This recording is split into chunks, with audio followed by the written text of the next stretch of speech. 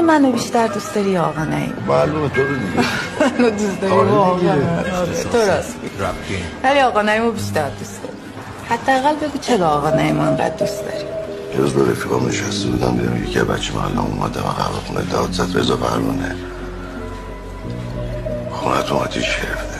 خواهرم تنها بود خونه. رو شهیاد نشستم زار زدم. بچه تو قهوه خونه رو نگیم گفت و رمیگیری شده. پشت سرم اومده بود. همون موقع رسید رفت تو آتیش. دیدم خواهرمو بغل کرده توی پتوی خیس. داد بغلمو رفت. همه فکر کنم من خواهرمو نجات دادم. نعیم به همه اینو گفت. نعیم همه کس منه. من همه آقا عاشق رفیقم جون آورش بدم. اون مثل داداشم بود، یعنی اگه نگرانی داشت و کم بود، ناهمواری داشت راش یا کج بود.